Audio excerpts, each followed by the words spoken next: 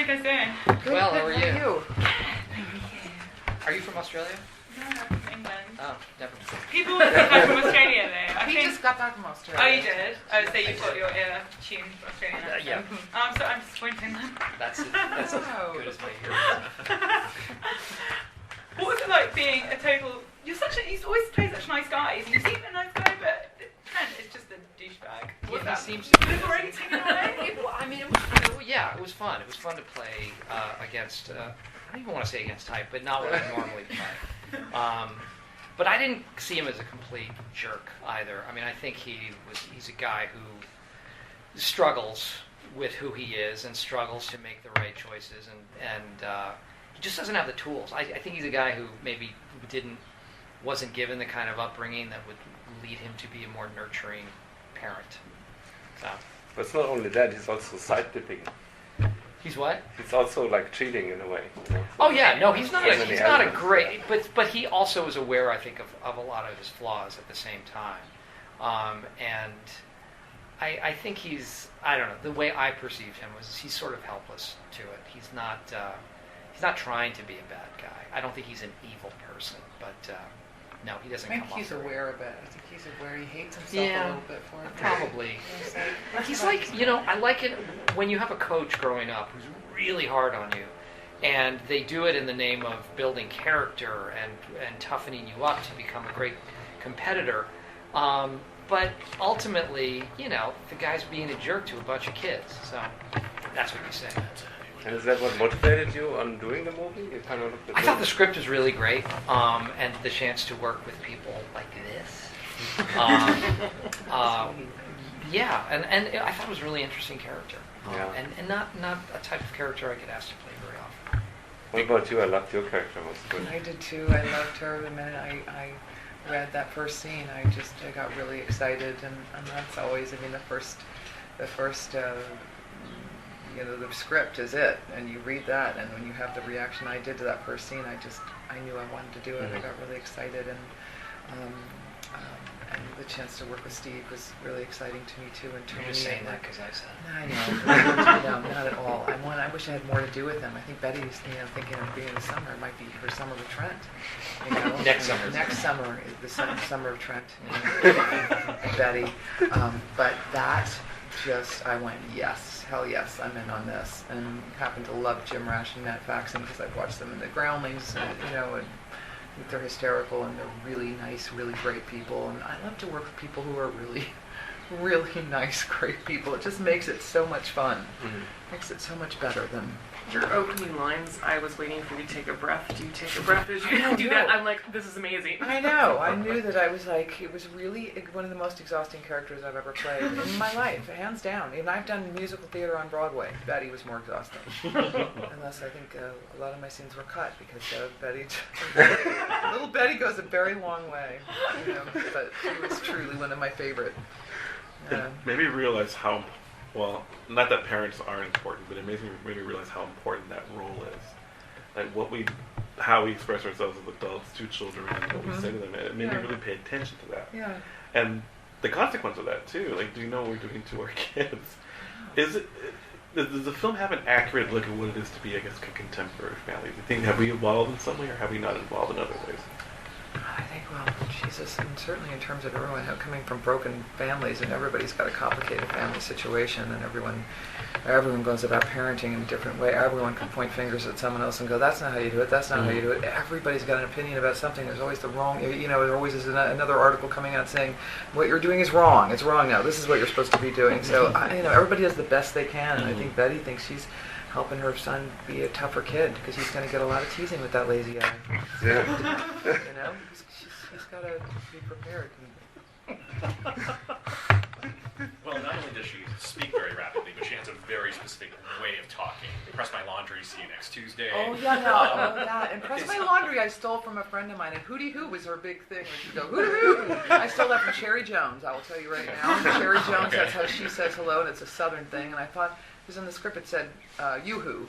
And I thought, Hootie Hoos, that sounds more fun. And so they let me change that, and then Press My Laundry was something a friend of mine says all the time, and we always make fun of her when she does it. And it just came out one time. I was just like, Press my laundry. It's just a funny expression. Oh, so it was kind of more just getting into her skin and then being that person, as opposed to memorizing huge patches. And Well, stuff. I memorized all that, and Okay. that most of it all came out the same in the correct order. But sometimes I would get nervous, or if I would, like, actually forgot what was next, I would say something would come out. Who do you?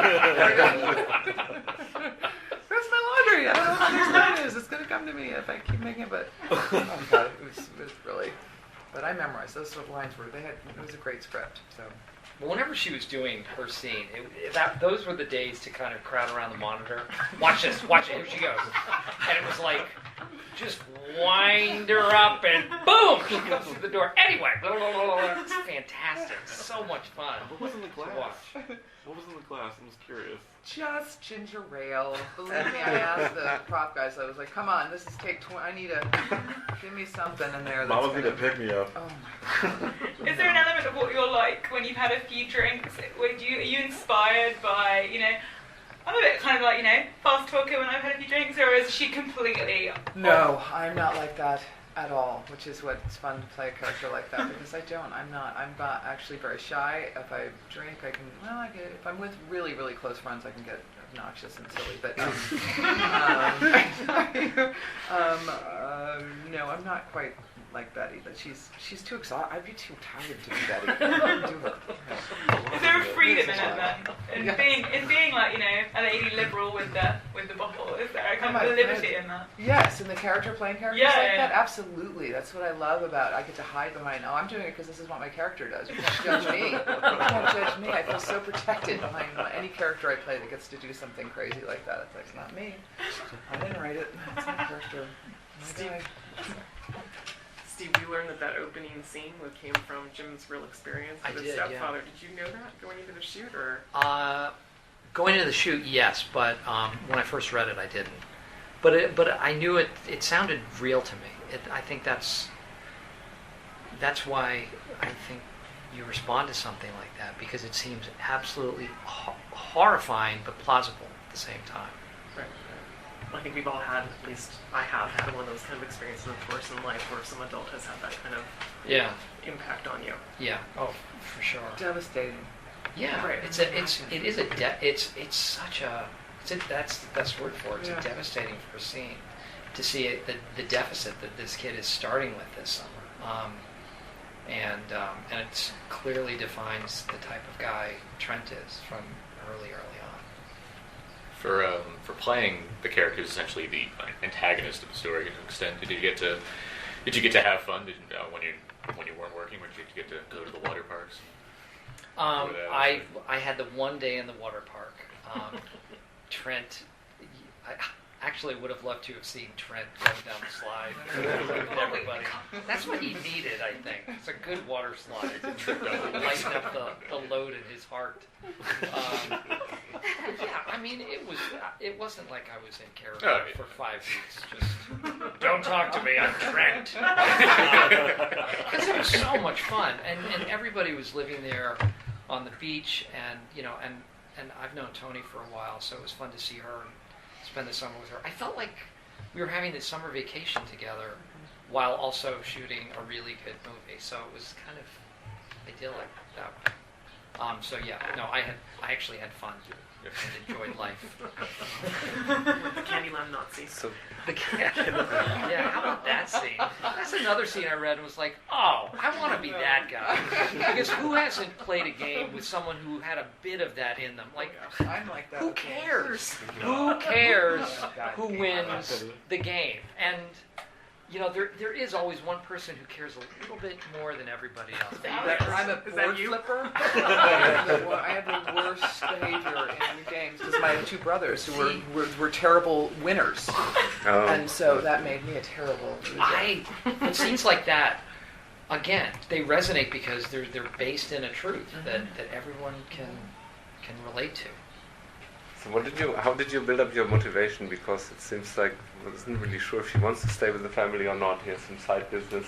Then this kid, how much does he care about? I mean, do you have like actual people that you thought about? Or Yeah, I mean, you have kind of templates in your mind as to who these people are, and they're usually a conglomeration of various people. But Yeah, I mean, he's a very conflicted character. I don't think he's.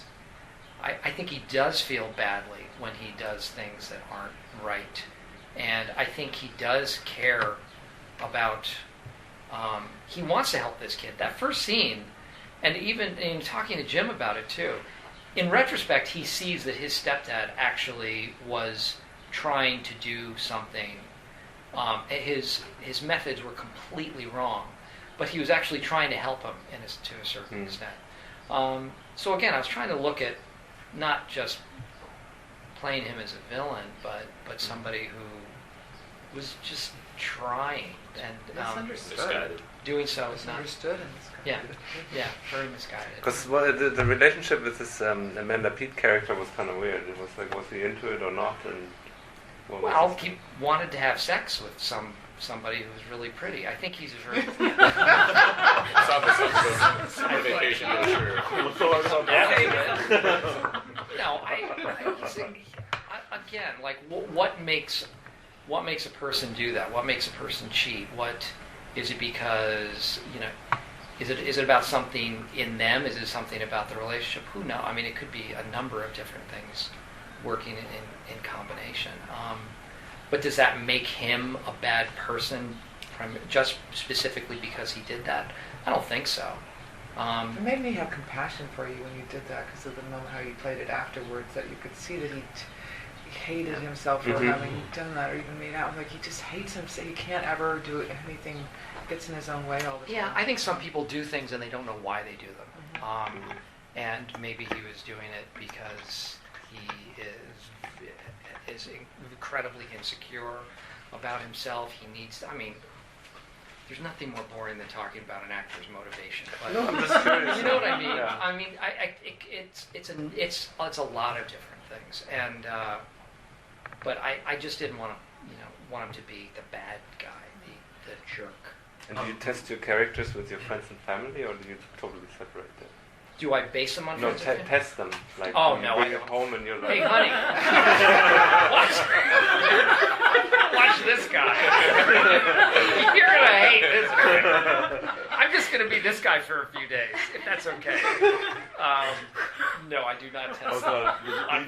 The only character I tested on Friends and Family was the voice of Gru. I went home that night and said, "Hello, everybody," and they were like, "That's good." But other than that, no. You're making some interesting choices right now because I thought what you did on Foxcatcher is amazing. Like that, people are really be quite surprised when I can't wait to see you. see that. I was on set. I talked on set, Yeah. and I was watching your performance. I was like, "This isn't you. You completely disappeared." It'll be a different sort of thing. Yeah, it's going to be an interesting year. And then it'll be Brick after that.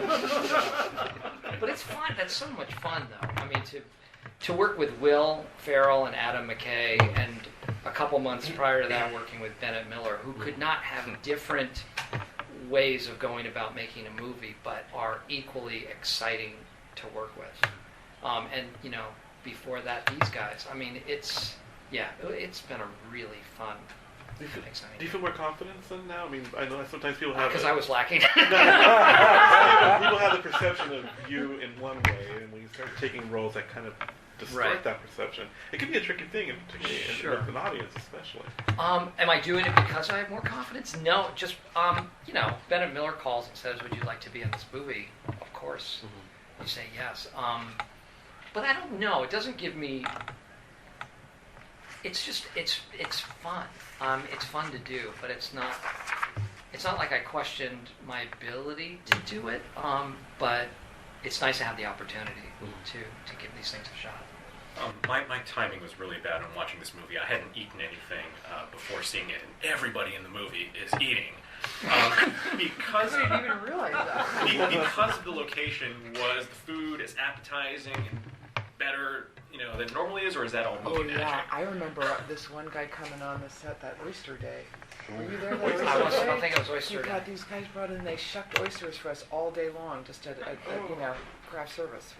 It was the most elegant craft service I've ever. And it was right. I mean, obviously, the best fish market's right there. Yeah. So we'd get, we're always having lobster rolls and corn. And I told our directors where to get the best fried chicken in town. So they'd show up behind the monitor eating this a huge piece of fried chicken.